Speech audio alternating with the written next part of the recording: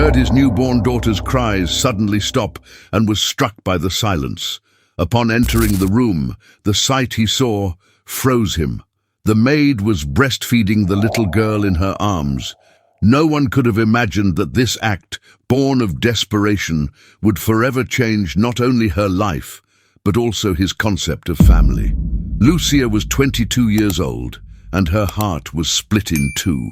One piece remained here, in that cold, silent mansion where she worked.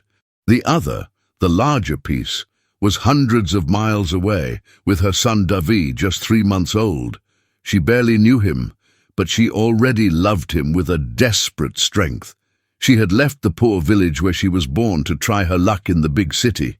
She got a job at the home of Marcos, a millionaire businessman, just weeks before discovering she was pregnant.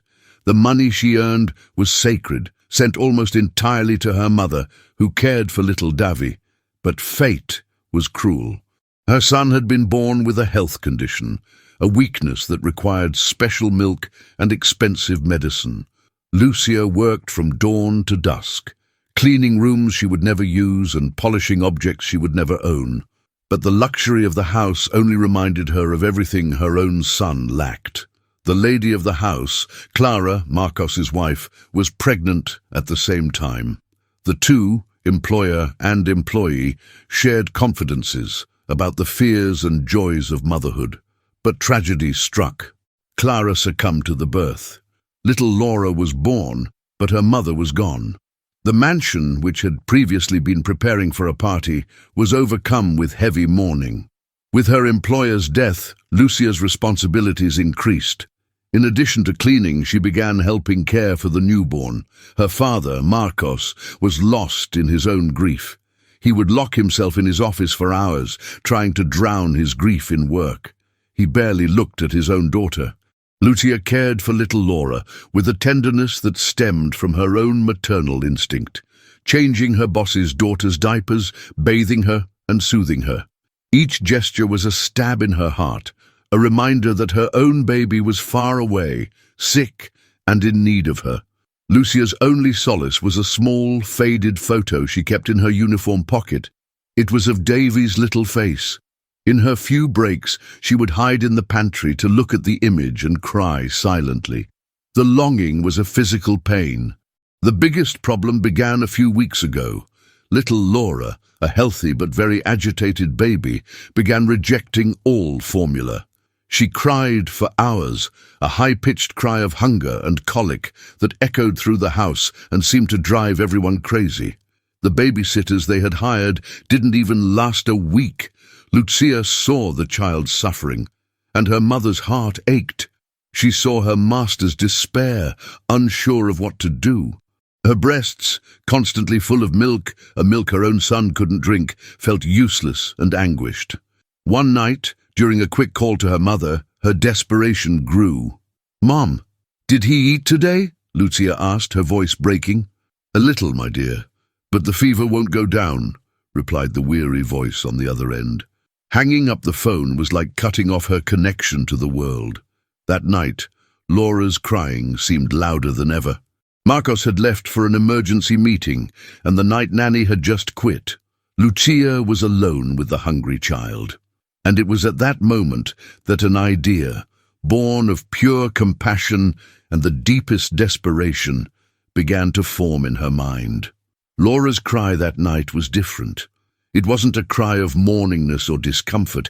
It was a high-pitched, desperate cry of pure hunger. The sound cut through the silence of the mansion and seemed to pierce Lucia's soul. With the nanny fired and the boss gone, the responsibility was entirely hers. She tried everything. She carried the little one around the luxurious room, sang the same lullabies her mother had sung to her. She tried the most expensive bottle of formula available once more.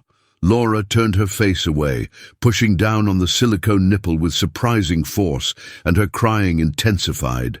Lucia felt a physical response to the child's desperation. Her own breasts ached, full of the milk her body produced for Davy, her absent son. It was a biological instinct, a force of nature, a mother hearing the call of a hungry cub. And at that moment, Laura was the only cub nearby. A terrible, forbidden thought flashed through her mind. She looked at the closed bedroom door, then at the baby writhing in her arms, his face red and wet with tears. What would happen if she were discovered? She would be fired, no doubt. She would lose the job that paid for her son's medication. But how could she let that child suffer like that? The decision wasn't rational. It was an impulse, a surrender to the most powerful instinct there is. A mother's love.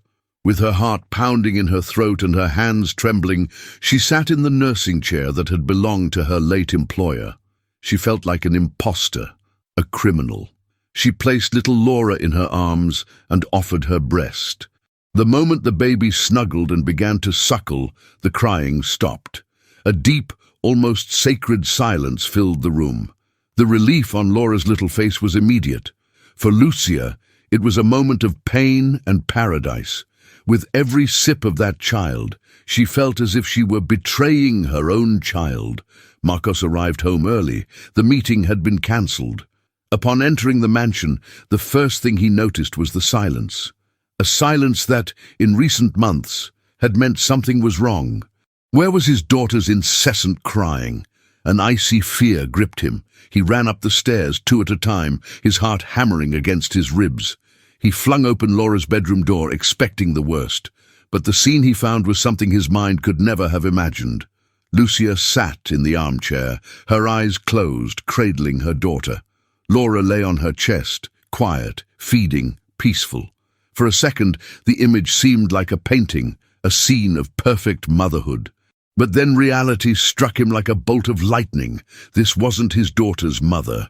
It was the maid. Lucia felt the draft from the open door, and her eyes widened in terror. There, standing there, was her boss. His face was a mask of shock, incomprehension, and something else she couldn't quite place. Her world fell apart.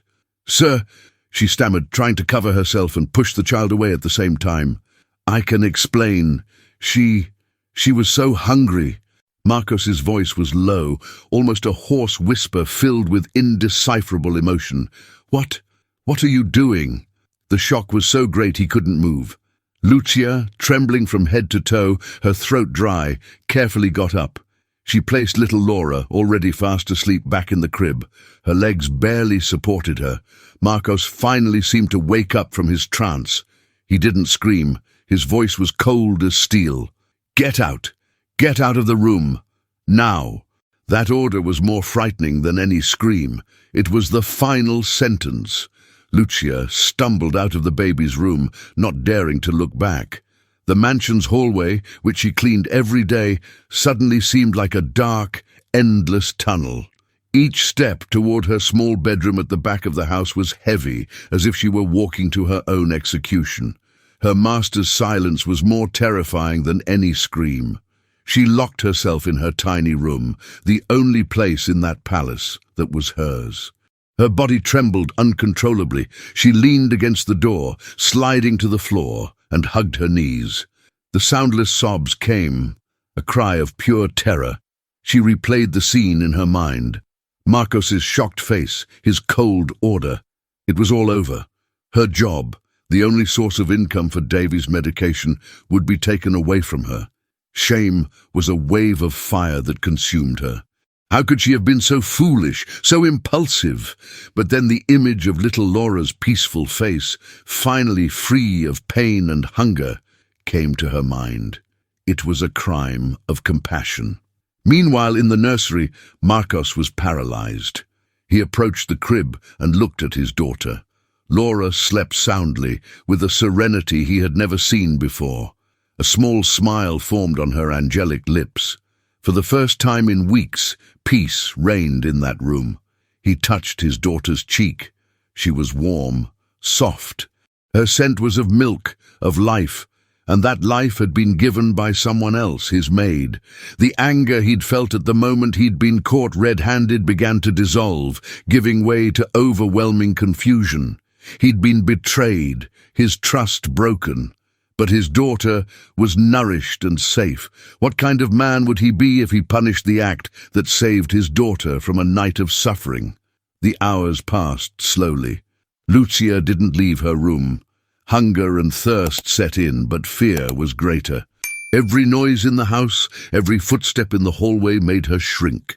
She waited for the knock on the door, Marcos's voice ordering her to pack her bags and leave. The night wore on when someone knocked softly on her door. It was Elsa, the cook, a woman who had worked in the house for years. "Lucia, young lady, the master sent for your dinner," said the muffled voice through the door. He didn't say anything else. Lucia couldn't respond. That gesture was even more confusing. Was he sending her dinner before firing her? That small kindness only increased her agony. The uncertainty was torture. She picked up the tray Elsa had left on the floor and ate without tasting it. The food was a lump in her throat. She looked at the worn photo of David, hidden under her pillow. "Forgive me, my son. Mommy will find a way," she whispered to the image. Lucia's humiliation wasn't public, not in front of her peers who shunned her. It was a silent, solitary fall within the four walls of her room. It was the certainty that her fate was in the hands of a man she barely knew. And upstairs, Marcos continued his vigil beside the crib. The decision he would make that night wasn't about firing a maid. It was about what it meant to be a father. The night was the longest of Lucia's life. The tray of food remained untouched beside her bed, a reminder of the strange torture she was being subjected to. Every shadow on the wall of her small room seemed like a monster, and every sound as the house settled down for the night was a harbinger of her dismissal. Sleep never came. Her chest ached, a constant tightness that made it difficult to breathe. Her eyes, red and swollen from crying, stung every time she blinked. She wasn't crying for fear of losing her job. She was crying for Davy. The image of her small, fragile son dominated her thoughts. In her mind, she was doing desperate calculations. How long would the money she'd saved last? Would she be able to buy another month's worth of cans of special formula and the fever medication? The thought of calling her mother and telling her she'd failed, that she couldn't help anymore, was a paralyzing agony. She felt like the worst mother. She was there in a luxurious mansion while her son struggled for health in a mud house. And now, with a thoughtless act, she had jeopardized the only thing that could save him. Guilt was a bitter poison in her mouth. She clung to David's photo like a charm. She kissed the small paper face, wetting it with her tears. She whispered promises she didn't know if she could keep. The physical distance from her son, in that moment of despair, was an almost unbearable pain. On the other side of the house, Marcos wasn't sleeping either. He'd spent the night in an armchair next to Laura's crib. The little girl grumbled several times but didn't wake. For the first time, she slept for hours at a time, contented, at peace. He looked at his daughter's serene face, and then at the untouched cans of formula on the dresser. He had spent a fortune on the best milks, the best doctors, the best nannies, and the solution had been there all along, in the simplest, most primitive form possible, in the form of a desperate young girl. Gratitude and anger fought a battle within him. The image of her with their daughter in her arms wouldn't leave his mind. It was an invasion of his privacy, of the memory of his deceased wife, but it was also an image of life, of warmth and care that he himself was unable to give. The sun began to rise, its timid rays streaming through Lucia's bedroom window. For her, the morning light didn't bring hope, but the certainty of the end. She got up, exhausted, and washed her face in the small sink. She decided she would face her dismissal head-on. That's when she heard the knock on the door. It wasn't soft like Elsa's. It was a firm, decisive knock. Her heart froze. It was him. The time had come. With weak legs and her soul braced for the worst, she walked to the door and turned the handle. She opened it, expecting to see an angry face and hear the order to leave. But the man waiting for her on the other side seemed to have been up all night, just like her, and there was no anger in his eyes. There was something else, something Lucia couldn't quite grasp. Marco stood in the doorway, and Lucia felt the ground disappear. He didn't seem angry, which was even more frightening. His eyes were sunken, tired, and he stared at her with an intensity that made her breath catch. The silence lasted an eternity. "We need to talk," he finally said, his voice hoarse from a sleepless night. "In the kitchen." He didn't wait for an answer, just turned and walked down the hall. The invitation wasn't to the formal living room, but to the heart of the house, a more neutral territory. Lucia followed him, her legs shaking. Each step was torture. They sat at the enormous kitchen dining table, one at each end, the distance between them seeming like an abyss. She couldn't look up, staring at her trembling hands in her lap. "Why?" he asked.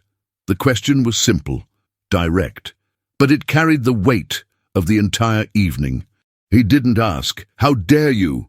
He asked, "Why?" With that single question, something inside Lucia broke. Since she was going to be fired, she had nothing left to lose. The words began to come out, first stumbling, then in a torrent of pain and despair. She spoke of Davy, her son, of the illness, of the fever that wouldn't break. She spoke of the expensive milk, of the loneliness and the fear of failing as a mother. As she spoke, she pulled the small, worn photo of her son from her pocket and pushed it across the table toward him. "It's for him, sir. Everything I do is for him." The tears she had held back for hours now streamed freely down her face. Marcos listened in absolute silence. He looked at the photo of the unknown baby. Then he looked at the young mother before him, racked with grief. He who had lost his wife and felt like a failure as a father recognized in her the same strength he saw in Clara, a father's unconditional love for his child. He didn't see a maid who broke the rules. He saw a mother just as he was a father. Her pain connected with his, her loneliness mirrored his. He understood that her act was not an invasion, but a desperate gesture to protect a life, just as he desperately wanted to protect his own. When she finished, the silence returned, but this time it was different. It was a silence of understanding. Marcos stood up, walked to the end of the table where Lucia was, and picked up Davi's photo. He stared at it for a long time. "Where is he?" Marcos asked, his voice soft. "With my mother in the countryside, in a small town, without many resources," she replied, her voice weak. Marcos put the photo back on the table and looked into Lucia's eyes. What he said next changed her world. "Then pack your things, and pack my daughter's too. We'll get him." Lucia stood there, frozen, not understanding. "Sir, you saved my daughter tonight," he continued, his voice firm. "Laura needs you, and you need your son. No mother should have to choose. From today onward, you are no longer the servant of this house." Lucia's heart stopped. It was the end. But he continued, "You will be Laura's wet nurse, and your son David will live here with us. He will have the best care money can buy. This house has many empty rooms and 2 babies who need a mother." Lucia's mind couldn't process reality. Marcos's words echoed in her head, but they didn't make sense. Go get her son. Live there. Be little Laura's wet nurse. It was a dream, a madness. She stood paralyzed, expecting to wake up at any moment. Marcos, however, wasn't dreaming.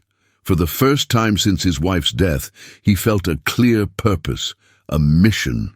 He pushed himself away from the kitchen table and picked up the phone. The apathy that had gripped him had transformed into frenetic energy. Lucia watched in astonishment as the man she had feared hours before became her son's only hope. The first call was to the country's most renowned pediatrician, a man named Dr. Arantes. The conversation was brief and to the point. "Arantes, this is Marcos. I need your best neonatal team ready at the hospital. I have a 3-month-old baby in a fragile state, coming from a city with limited resources. We'll be there in a few hours." There was no room for questions. The second call was to her private pilot. "Prepare the helicopter. Route to a town called Agua Clara. I need a medical team on board. Take off in 1 hour." The power in Marcos's voice was something Lucia had never seen. His world, made of orders and immediate solutions, was completely different from hers, made of waiting and hardship. He then turned to Lucia, who was still sitting there in shock. "Lucia, I need all the information you have. The name of the health center, what the doctors there said, all of Davi's symptoms." He grabbed a piece of paper and began writing everything down, transforming a mother's despair into data, into an action plan. The investigation into Davi's health had begun. As Lucia spoke, stumbling between hope and fear, Marcos relayed the information to an assistant by phone, who was already in contact with the small hospital in Lucia's town, trying to obtain any medical records for the boy. The tension in the air wasn't that of a confrontation, but of a race against time. "Go pack your things, a small suitcase, and prepare a bag for Laura. We'll go together," he ordered. But his voice wasn't that of a boss, but rather of a general commanding a rescue operation. In less than an hour, Lucia was inside a helicopter. In her arms, little Laura slept. Beside her, Marcos spoke on the phone with doctors and assistants. She watched out the window as the lights of the big city faded into a blur. Her life was changing at a speed she couldn't keep up with. The trip was the longest and the shortest of her life. The anxiety of seeing her son again and the fear for his condition consumed her. As the helicopter began to descend, she saw her village. The simple houses, the dirt streets, a world away from the mansion they had left. Upon landing on a makeshift soccer field, the first person Lucia saw was her mother, holding a small bundle of blankets. It was Davi. Lucia got out of the plane and ran, her heart pounding in her chest. As she held her son, so small and fragile, in her arms, she knew this trip wasn't just about picking up a baby, but about beginning to piece together two families. The flight back to the big city was surreal. Inside the luxury helicopter, the whir of the blades drowned out the soft cries of the two babies. Lucia held Davi, feeling her son's fever on his skin, while his mother, Joanna, cradled little Laura. Marcos watched the scene in silence, a man who had left for work that morning and now returned with an entire family in tow. They didn't land at the mansion, but on the helipad of Latin America's most modern hospital. As soon as the doors opened, a medical team led by Dr. Arantes was already waiting for them. Davi was immediately lifted from Lucia's arms into a transport incubator. The team's efficiency and urgency were impressive and frightening. Lucia felt an overwhelming panic as she watched her son disappear down a hallway, surrounded by people in white. Marcos placed a firm hand on her shoulder. "They're the best. They'll take care of him," he said. For the first time, she felt in him not the authority of a boss, but the security of a protector. The next few hours were a blur of tests, blood tests, ultrasounds, allergy tests. Davi underwent a battery of procedures Lucia hadn't even known existed. She, her mother, and Marcos waited in a private room, a tense silence between them. Lucia prayed quietly, while her mother wept silently. Marcos paced back and forth on the phone, making sure nothing was missing.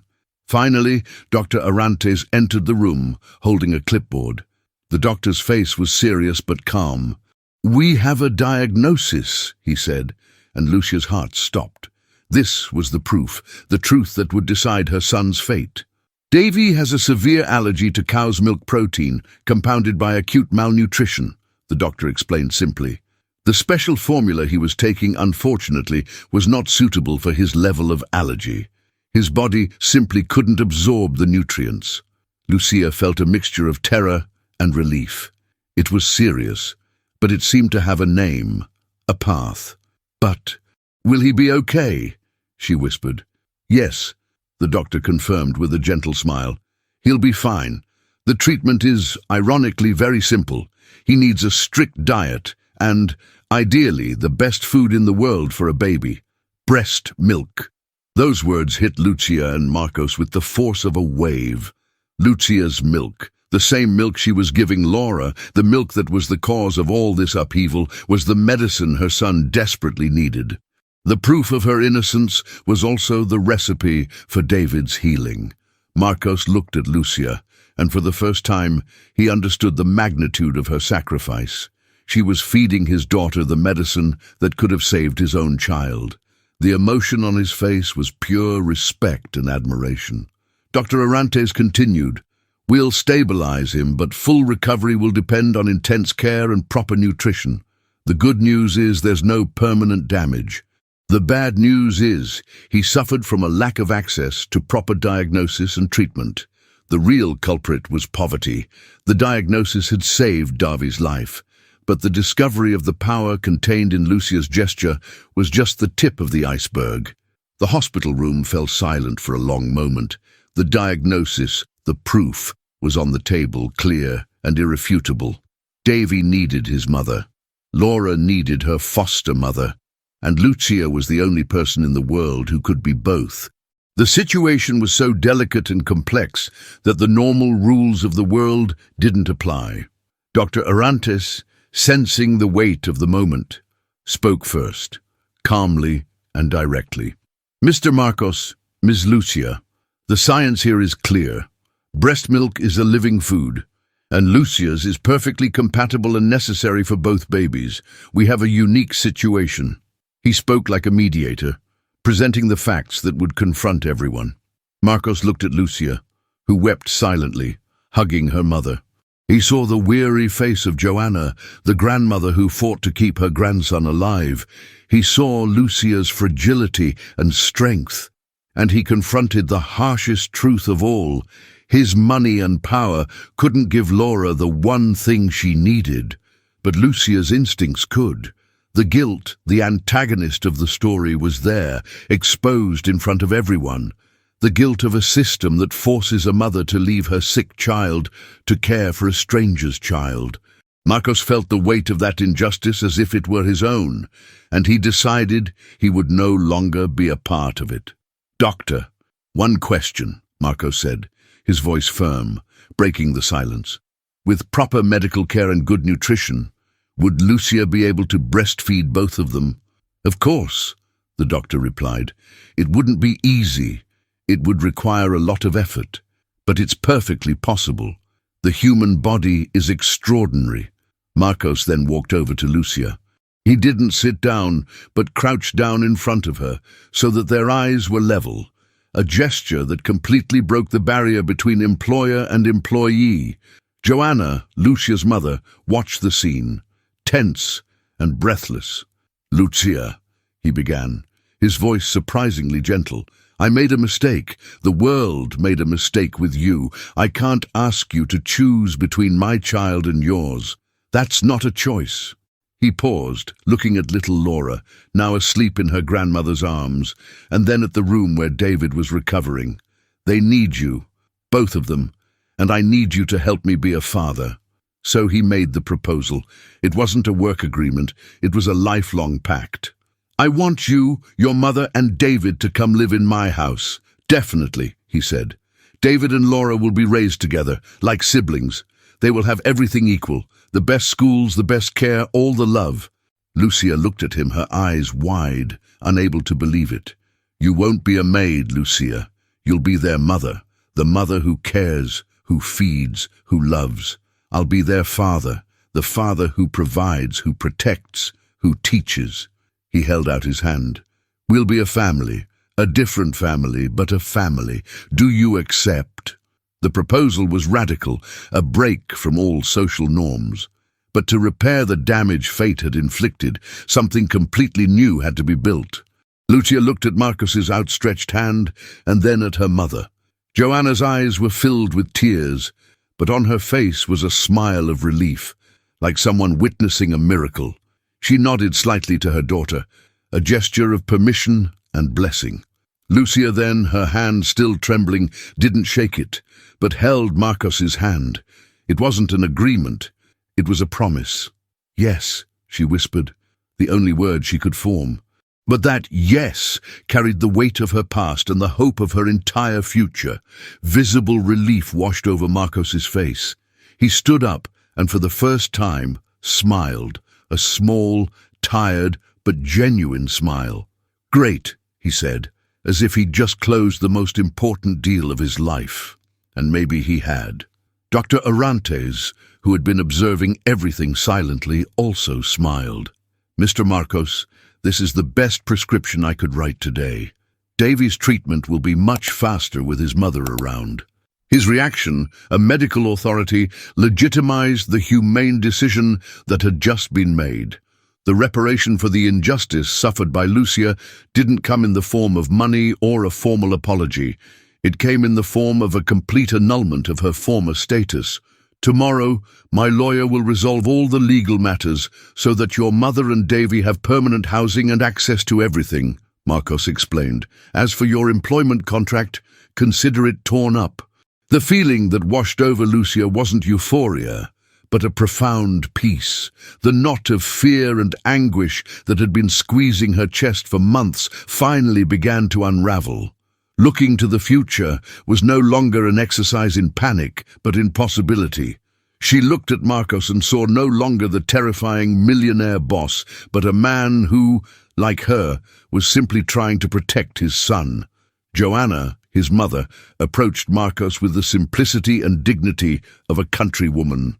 "Sir, I don't know how to thank you. You're saving my grandson." "No, ma'am," Marcos replied, looking at Lucia. "We're saving each other." Lucia's reintegration was immediate, not into a job, but into a new life. Marcos arranged for Davy to be transferred to a long-term care suite at the hospital, with accommodations for Lucia and her mother to stay with him full-time. He took care of everything, from medical bills to meals, with impressive efficiency. That same afternoon, he brought little Laura to the hospital. Under the supervision of a nurse, an extraordinary moment occurred. Lucia, sitting in an armchair, fed her son, Davy, who drank with a strength she had never seen before. Then she picked up little Laura and nursed her as well. The two babies, one on each side, were satisfied and at peace. Marcos watched the scene from the doorway. The two children, the mother, the grandmother. It was strange, unexpected, and broke all the rules. But for the first time in a long time, it felt right. David's life was saved and Lucia's family was safe. But something bigger was coming. The following weeks transformed the mansion. The deathly silence that had dominated the hallways was replaced by the sound of two babies, sometimes crying but mostly laughing. Davy, under his mother's care and with proper nutrition, was visibly recovering, gaining weight and color. Laura, feeling Lucia's constant presence and affection, became a calm and happy baby. Lucia also transformed. The shadow of fear in her eyes disappeared, giving way to a glow of confidence and joy. She no longer walked with her head bowed like a servant. She walked like the mistress of this new universe, the universe of babies. Her mother, Joanna, with her simple wisdom, became the matriarch of the house, the pillar that balanced the new and strange family. The biggest transformation, however, was Marcos's. He started coming home early from work, not to lock himself in the office, but to spend time on the living room rug with the children. He learned to change diapers, bathe them, and recognize every sound. Lucia and Joanna taught him how to be a father, and he, in return, gave them a world of security. One night, after the children were asleep, Marcos called Lucia into his office to talk. The environment was no longer intimidating to her. He offered her a chair and sat in front of her, not behind the desk. "Lucia, what we've built here these past few weeks is extraordinary," he began. "But it's not enough. I don't want you and Davy to depend solely on my goodwill. I want to give you real security, a future that is rightfully yours." Lucia listened to him, without understanding what he was trying to get at. "Your story, Lucia, what you went through, cannot have been in vain," he continued, his voice filled with new passion. "I have decided to create a foundation in the name of my late wife, Clara. A foundation dedicated to helping mothers in situations like yours. Mothers who are forced to separate from their children due to lack of resources." He then made her a new proposal, one that went beyond anything she could have dreamed of. I want you to be the director of this foundation. You won't just care for our children. You'll be the voice and hope for hundreds of other mothers. Her role was described in clear terms. Your job will be to find these women. You will listen to their stories, understand their needs, and coordinate all the help the foundation can offer, whether medical, legal, or financial. You will ensure that no other Davi suffers away from his Lucia. This would make her more than a mother or a protégé. It would make her a leader. The proposal included a director's salary, a tuition fund for Davi, and complete autonomy to manage the project. It was complete independence, total security. Lucia looked at that man and saw the depth of his transformation. He wasn't just fixing her life. He was giving new meaning to his own life and to the memory of his wife. She accepted, with tears of gratitude so immense they barely contained them. She knew this was her true destiny. What began as a desperate act in a nursery was becoming a mission to save hundreds of other families. The Clara Foundation was born without fanfare. Its headquarters was a wing of the mansion itself, transformed into a functional and welcoming office. Lucia's first act as director was to return to her village, not as a fugitive, but as a savior. She found a young mother whose baby needed a simple surgery, but had no money for the bus fare to the capital. The foundation took care of everything. This was the first of many new beginnings. The work was intense and personal. Lucia, with Marcos's logistical support, traveled to small towns and underserved communities. She wasn't a bureaucrat. She was a mother who sat in other mothers' kitchens, listened to their stories, and offered real, immediate solutions. In its first year, the foundation directly helped more than 100 families stay together. Word of the foundation's quiet but powerful work began to spread. Public hospitals and health centers began referring cases to the foundation. Small local businesses offered donations. The community began to see the foundation not as a millionaire's project, but as a safety net woven by the solidarity of many. The turning point came when a national television program discovered the story. The report focused on the foundation's mission, telling Lucia's journey anonymously but powerfully. She was presented as the heart of the project, a woman who transformed her own pain into a beacon of hope. The final image of the report was of Davi and Laura, now almost 2 years old, playing together in the garden, living symbols of what the foundation stood for. The public's response was an avalanche of kindness. The foundation's phone rang non-stop. Donations poured in from all corners of the country, from humble individuals to major business people, ensuring the project's sustainability for decades. Most importantly, a network of volunteers formed. Doctors offered consultations, lawyers provided advice, and ordinary people donated their time. Lucia, a former domestic worker, became a respected voice in the fight for maternal and child rights. She was invited to give lectures and participate in debates, always delivering simple, direct, and truthful speech. She never forgot where she came from, and that's what made her so powerful. Amidst all this growth, life in the mansion found a happy rhythm. Davi and Laura grew up as inseparable siblings. Marcos and Lucia, bound by deep respect and love for children, formed a strong and affectionate partnership. Joanna, their grandmother, was the queen of that home, the guardian of normalcy and affection. One day, while accepting a national award on behalf of the foundation, Lucia looked out into the audience and saw Marcos, with his 2 children in his arms, applauding proudly. In that moment she understood that the family they had built and the work they did were one and the same, an act of love. The story was just beginning. 7 years passed. The mansion was no longer a mansion, it was a home. The walls that once echoed with mourning were now covered with children's drawings and photos of a happy family. Davy and Laura, at 8 years old, were the picture of health and joy, inseparable as only siblings raised together can be. The culmination of their journey was not a private event, but a public celebration. It was the inauguration of the first Clara Shelter, a real home built by the foundation to shelter mothers and their sick babies during treatment. It was the project's biggest step, the realization of a dream. Before a small crowd of supporters, journalists and families receiving assistance, Lucia took the stage to speak. She looked to the front row, where Marcos, Joanna, Davi and Laura were watching her. Her gaze lingered on Marcos, the man she had once feared, and who was now her partner in all things. "Many years ago," she began, her voice steady and calm, "I felt alone in a dark room, with a crying baby, thinking the world had ended. I know many mothers feel this way.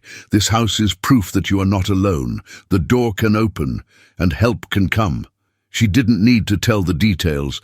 The truth of her story was in the power of her words. The foundation's legacy was evident in the audience. Mothers who had been helped in the past were now volunteering for the project. The number of families whose lives had been touched now exceeded thousands. What began as a singular act of desperation multiplied into a wave of hope. Later, after the ceremony, the family walked through the garden of their new home. Laura, holding her mother's hand, said with the innocence of children, "Mommy, Davy said you're the boss of all the mothers in the world." Davy, on the other side, confirmed proudly, "You are. You're ours, and theirs too." Lucia smiled, a smile that encompassed all the pain and joy of her journey. She looked at Marcos, who watched her with deep affection. Their relationship had blossomed into a partnership based on mutual respect and a quiet love, built day by day. As the sun set, painting the sky, Lucia thought about how it all began. In fear, in shame, in secrecy. "Sometimes," she said quietly to Marcos, "a family isn't the one we're born into. It's the one we have the courage to build." What began as a secret in a dark room became a light that illuminated the path for thousands of people. And the family born from that secret, walking hand in hand toward the future, was proof that love sometimes finds the most unexpected paths. If you're not already following our stories and narratives, you'll probably never see us again. But if you are, then congratulations. You're growing by hearing our incredible stories every day.